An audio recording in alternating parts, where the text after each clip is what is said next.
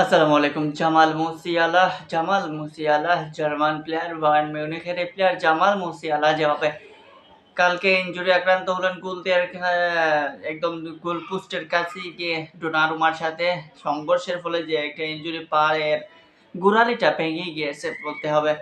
তো সেই জামাল মুসিয়ালার এই পরিণতি কি শেষ দিকে নেইমারের মতো হতে যাচ্ছে নাকি জামাল মুসিয়ালা এখান থেকে খুব দ্রুত কামব্যাক করবেন, আবার সুস্থ হয়ে মাঠে ফিরবেন, আবারও বায়ার্ন কিংবা জার্মানির জার্সি গায়ে মাঠ মাতাবেন?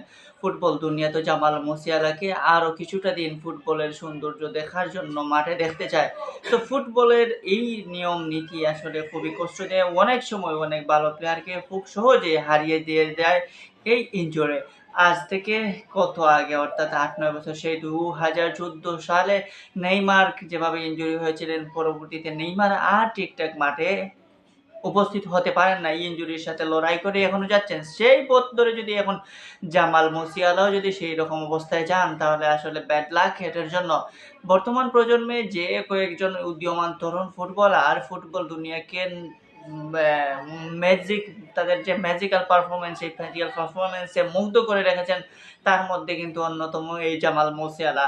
জামাল মুসিয়ালার মধ্যে ভবিষ্যৎ তারকাও অনেকে দেখছেন, এবং জামাল মুসিয়ালা সেই লেভেলের হাই কোয়ালিটি সম্পন্ন প্লেয়ারও বলতে পারেন। কিন্তু সেই জামাল মুসিয়ালার এইরকম একটা অ্যাক্সিডেন্টাল ইনজুরি আসলে খুবই খুবই দুঃখজনক, কারণ এভাবে এত বড় একটা টুর্নামেন্টের মঞ্চে এসে কোনো প্লেয়ারই চায় না ইনজুরি আক্রান্ত হোক। যাই হোক, দিন শেষে এটা তো খেলার মধ্যে এরকম হয়েই থাকে। তারপরে এখন যদি আমরা দেখি, তাহলে ওই ম্যাচটা বায়ার্ন মিউনিখ একদিকে জামাল মুসিয়ালাকে হারিয়েও তারা কিন্তু ফাইট দিয়েছে দুর্দান্ত।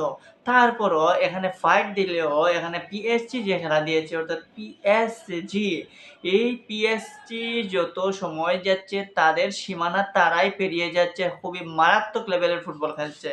মারাত্মক লেভেলের ফুটবল যেটাকে বলা হয়।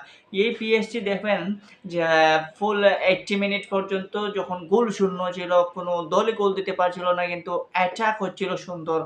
কাউন্টার অ্যাটাক, বল ড্রিবলিং, বল পাসিং, এমনকি দুই দলের দুই গোলকে ম্যানুয়েল নায়ার এবং ডোনারুমাকেও আমরা দেখেছি এগিয়ে এসে খেলতে, পাসিং খেলতে প্লেয়ারদের সাথে। ম্যানুয়েল নায়ার তো অনেকবার একটা ভুল করেও ফেলছিলেন, সেই ভুল থেকেও নিজেই আবার নিজেকে দলকে রক্ষা করছেন। ডি বক্সের বাইরে এসেও তিনি খেলার চেষ্টা করেছেন। অনেক দুর্দান্ত গোলকিপিংও করেছেন। সেই ম্যানুয়েল নায়ার পড়ন্ত সময়ে এসেও তার পারফরম্যান্স দেখালেন যে আসলে তিনি এখনো সেই ম্যানুয়েল নায়ারই রয়ে গেছেন। যে ম্যানুয়েল নায়ার জার্মানির জার্মানির গোল পোস্টের দেয়াল হয়েছিলেন, সেই ম্যানুয়েল নায়ার এখন বায়ার্ন মিউনিখের দেয়াল হয়ে আছেন, এবং বয়স হয়েছে যে সেটাও বোঝা যাচ্ছে না। সো সে ঠিক তেমনি পিএসজির দোনারুমাও কিন্তু দুর্দান্ত খেলেছেন। দোনারুমা জামাল মুসিয়ালার সাথে যে ইনজুরিটা হলো, ধাক্কার ফলে জামাল মুসিয়ালার যে ইনজুরিটা হলো, ওইটাও কিন্তু ডোনারুমার কারণে। ডোনারুমা এগিয়ে এসে লাফ মেরে পড়ে যাওয়ার কারণে কিন্তু জামাল মুসিয়ালা ইনজুরি হন, এবং পিএসজি গোল খাওয়া থেকেও রক্ষা পায়। সো দুই দলের গোলকিপার দুর্দান্ত খেলেছেন, কিন্তু পিএসজি একটু মারাত্মকই খেলেছে। আপনি লাস্টের 82 মিনিটসে যখন পাঁচও লাল কার্ড দেখেন, তখন 10 জনের দলে পরিণত হলো। সেই 10 জনের দল নিয়েও কিন্তু পিএসজি লাস্টের দিকে কি হলো, গোলটাও দিয়ে দিল।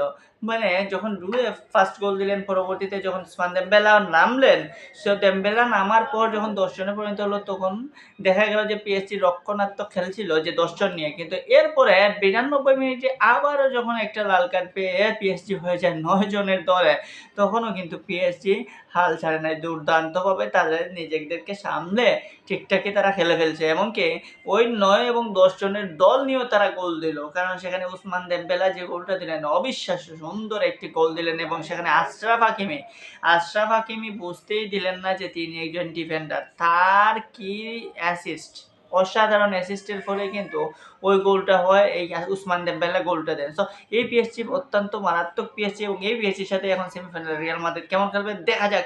দুর্দান্ত পিএসজি, দুর্দান্ত।